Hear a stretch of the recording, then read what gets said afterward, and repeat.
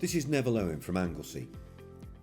He's special because he's one of the 250 people who suffer an out-of-hospital cardiac arrest every day. He's also special because he's here and able to tell his story. On August 21st last year, Neville was driving through Conwy Tunnel when he suffered a cardiac arrest. His heart stopped beating. A traffic officer nearby knew how to perform cardiopulmonary resuscitation, CPR to you and me, and kept Neville's heart pumping blood around his body. Then 2 police officers arrived and assisted, using a defibrillator to restart his heart before paramedics arrived. Neville was lucky. Many other people aren't. He's here today visiting Glenclwyd Hospital's Cardiac Centre to give Save a Life Cymru awards to those who saved him and thank the team for his continuing care. If you do nothing else today, watch this video. Listen to Neville and please click on the link at the end of it. You may even help to set a world record. Hi Neville. Hello, Sir. Okay, how you doing? How are you? Neville, good, thank you. See you again. And you again? Come on, how are you? You okay? Yes, thank you. Yeah, so my name's Leon Kynaston. Currently working as a traffic officer for the Welsh Government Traffic Officer Service in Namitra. Well, the first time I encountered Neville was probably one of the most traumatic times you can encounter someone. You know, we were dispatched to an incident on the opposite side of Conwy Tunnel to assist the police. So Conwy Tunnel had been set to a lane closure, so traffic in lane 2, speed restriction, and 6 cars ahead of us. You know, there was a van that just started swerving, crashing into the tunnel bores. So as we responded, we turned on lights, stopped the traffic, went to assess, got to Neville's vehicle, and it was obvious to us, you know, for our training what had happened to him. He was in cardiac arrest, having a heart attack. It was really easy to kick in. You know, sometimes you can get a bit apprehended, a bit scared about doing CPR, but really the training and the situation dictates that you're going to be commencing CPR. So we've had, you know 30 compressions, 2 mouth breaths. You know, if you can't give the mouth breaths, you carry on with your compressions. So for us, really, it's learning about the importance of CPR and how much that really increases the likelihood of survival. So any fears go out the window. It's really based on training and keeping that man alive. And yeah, we get trained in using the defib.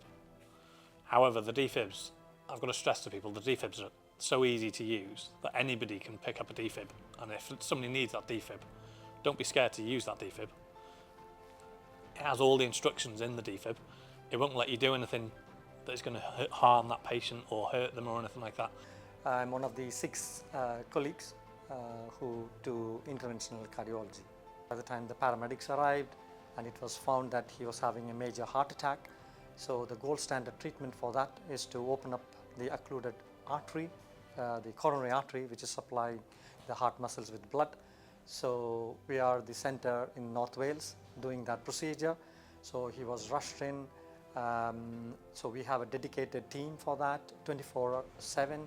So he was brought in straight to the what we call as the cardiac catheter lab.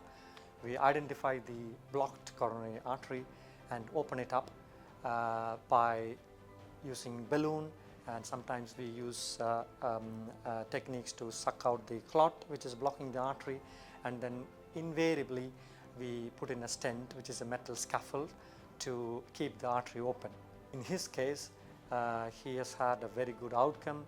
He was discharged home, and I'm very happy to see him back doing very well. Well, every time I come here, the staff can't do enough for you, help you to feel at ease and check out all the problems. It's been fantastic. I can't thank him enough, really. I think it's 50% in the mind, because any twinges you get, you're thinking, what's that? But they put you everything at ease. So any questions you got, you just ask them and they'll explain everything to you in detail. I think it's like you've had a second chance, you know, and you've got to grab it. Yeah, you do see life in a different way. You see things going on around you, and yeah, I would have missed that. Yeah, especially with family, grandkids and things like that. They're all very special now. Yeah, definitely. If there was no one available to do CPR, invariably the outcome would have been bad in that he would have died. Commencing prompt CPR is the most important thing in this setting, and within the first few minutes of not having the CPR, the outcome is going to be bad. So prompt, good quality CPR is the crucial thing when somebody has a cardiac arrest. I just can't stress enough how important it is for people to learn CPR. Obviously the evidence is here now. I'm here to talk to you about it. If them officers at the time when CPR trained, I wouldn't be here now. So please learn CPR. It's very important.